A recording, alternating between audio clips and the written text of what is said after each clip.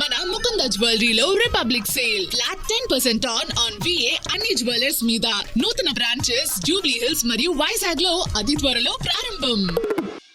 కేసీఆర్ కు సిట్ నోటీసులు ఇవ్వడం అనేది ఆహ్వానించదగ్గ పరిణామం.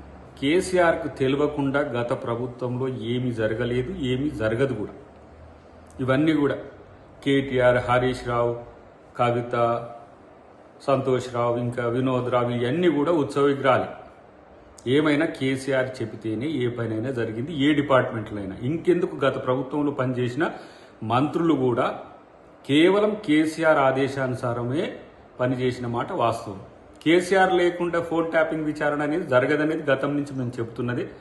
ఊహించిందే జరిగింది. ఏ బీఆర్ఎస్ నాయకులు కేసీఆర్కు దగ్గరగా ఉన్న వాళ్ళు ఎవరైతే ఉన్నారో, ఎవరు కేసీఆర్కు దగ్గరైంది, కేటీఆర్ను విచారించినప్పుడు అదే, హరీష్ రావును విచారించినప్పుడు అదే, సంతోష్ రావును విచారించిన అదే, అధికారులను విచారించిన కేసీఆర్ పేరు చెప్పడం వల్లనే కేసీఆర్కు నోటీసులు వస్తున్న పరిస్థితి. కాబట్టి ఇదేదో మళ్ళీ వాళ్ళు ఏదో కక్ష సాధింపు చర్యలు, రాజకీయంగా కేసీఆర్ని అబాస్ పాలు చేయడానికి రేవంత్ రెడ్డి గారు చేస్తున్న కుట్ర, ఇట్లాంటివన్నీ వస్తాయి డెఫినెట్గా. వాళ్ళు ఏంటంటే తప్పించుకోవడానికి, తప్పు చేసి తప్పించుకోవడానికి బీఆర్ఎస్ చేసే ప్రయత్నాలు అన్నీ కూడా ఈ 2 సంవత్సరాల కాలంలో అందరికీ తెలుసు. దబాయింపులు తెలుసు, బెదిరింపులు తెలుసు, డైవర్ట్ టాక్టిక్స్ తెలుసు, వాళ్ళేదో పెద్ద స్కాములు బయటపెట్టినట్టు నటించుడు తెలుసు, లేకపోతే ప్రభుత్వం మీద ఏ విధంగా బురద జల్లాలనే ప్రయత్నం తెలుసు. కానీ కేసీఆర్కు తెలియకుండా ఎప్పుడు ఏది జరగదనేది మాలాంటి వాళ్ళకి తెలుసు, ముఖ్యమంత్రి గారికి తెలుసు, కాంగ్రెస్ పార్టీకి తెలుసు. కాబట్టి ఇవాళ కేసీఆర్ నోటీస్ తీసుకున్న తర్వాత వాస్తవాలను చెబితే అది అన్నింటికీ మంచిది. ఎందుకంటే దానివల్ల కొన్ని కుటుంబాలు నాశనమైనవి, కొంతమంది అధికారుల జీవితాలు నాశనమైనవి, కొంతమంది రాజకీయ నాయకుల జీవితాల్లో ఒక అలజడి ఉంది. చివరికి తన రాజకీయ భవితవ్యం కూడా దానివల్లనే నష్టపోయిందనే విషయాన్ని వాళ్ళకి ఇప్పటికి అవగతమై ఉంటుంది. కాబట్టి అధికారం ప్రజలు ఇచ్చినప్పుడు అధికార దుర్వినియోగం చేయకుండా ప్రజల కోసం అధికారాన్ని వినియోగించడం పక్కన పెట్టి రాజకీయాల కోసం సుదీర్ఘకాల రాజకీయ జీవితంలో అధికారమే ఉండాలనే ఒక కాంక్షతో, ఒక రకమైన అత్యాశతో ఈ పరిస్థితి వచ్చిందని నేను అనుకుంటున్నా.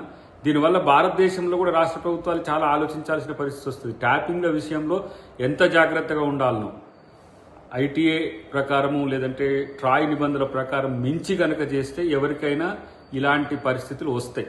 దానివల్ల శిక్షలు, లేకపోతే జైళ్ళు, లేకపోతే అరెస్టులు, ఇవన్నీ సెకండరీ ఇష్యూ. కానీ ఎథికల్గా ఇలాంటి అంశాలు భారతదేశ ముఖ్యమంత్రులనే కాదు, భారతదేశ ప్రజల్లో ఒక ఎంత అసహనాన్ని కల్పిస్తున్నమాట వాస్తవం. ఎందుకంటే ప్రైవేట్ జీవితంలోకి తొంగి చూడడము, ప్రైవేట్ జీవితాల్లోకి ప్రవేశించడము, లేదంటే విపక్ష నాయకుల యొక్క బలహీనతలో బలాలు తెలుసుకొని వాళ్ళని బలహీనులుగా చేయడానికి చేసే కుట్రలు ఏవైతే ఉన్నాయో ఇది రాజనీతి కాదు, ఇది దొరతనం కూడా కాదు నాకు తెలిసి.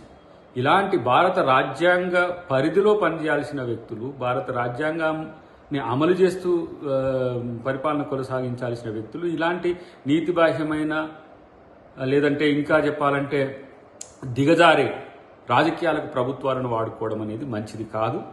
ఇది ప్రభుత్వంగా కాంగ్రెస్ పార్టీ దేశం మొత్తానికి ఇదొక దిక్సూచిగా ఉండాలి ఈ కేసు యొక్క వివరాలనే ఉద్దేశంతో ముఖ్యమంత్రి గారు దీని మీద సీరియస్గా తీసుకుని డెఫినెట్గా ఈ అంశంలో ముద్దాయిలు ఎంతటి వారైనా సరే శిక్షింపబడాలనేదే మాలాంటి వాళ్ళ యొక్క కోరిక. ఎందుకంటే తెలంగాణ ఉద్యమం, తెలంగాణ రాష్ట్రం త్యాగదనుల రాష్ట్రం, అమరవీరుల యొక్క త్యాగాల పునాదుల మీద వచ్చిన రాష్ట్రంలో ఇలాంటి నీతిబాహ్యమైన ఫోన్ ట్యాపింగ్లతో పాటు అధికార వాంఛ కోసం ఇష్టానుసారంగా దేన్నైనా ఏదైనా చేయవచ్చని ఎవరు కూడా భవిష్యత్తులో ప్రయత్నించడానికి కూడా భయపడేంతగా ఉండాల్సిన అవసరం ఉందని చెప్పి మేము భావిస్తున్నాం.